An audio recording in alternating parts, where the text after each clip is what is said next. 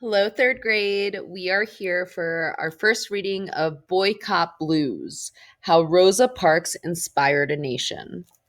Our author is Andrea Davis Pinkney and Brian Pinkney.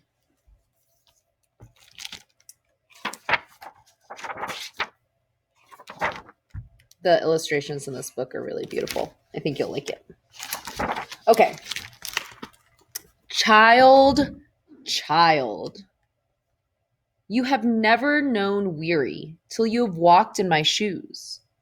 You have not known low down till you have sung my song. You ever hear a dog wail? You ever hear a hound moan? Well, listen good, because here it is. Steady, slow. A story told in steps, with tired feet, with tired bones. I'm going to tell the story with my guitar, so you don't forget, so you know how it goes. Dog tired. That's me. This story begins with shoes. This story is all for true. This story walks and walks and walks to the blues.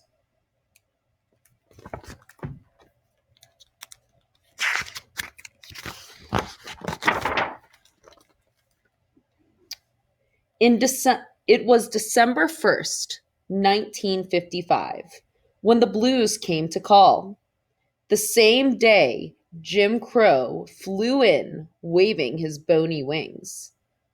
Uh-huh, bony wings and all. Jim Crow landed with a will. Yes, he did, child. Yes, he did. Jim Crow was sorry about the walkie there. Jim Crow was segregation. Laws that said that black people and white people could not mix. And on that day, it was Rosa Parks who got Jim Crow's peck, peck, peck right up close.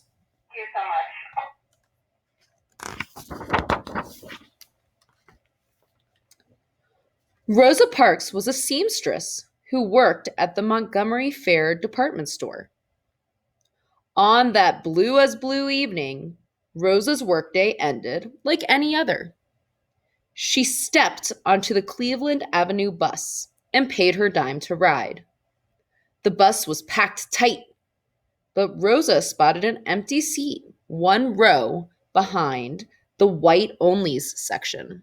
She sat down. When the bus pulled up at the Empire Theater, several white people got on. All but one of them found seats. The last was left standing. That's when Jim Crow showed up, strutting. Whenever Jim Crow got a laying down of a letter of the law to stating the state of segregation, he did it with his peck, peck, peck. And on this day, Jim Crow's peck was a duet.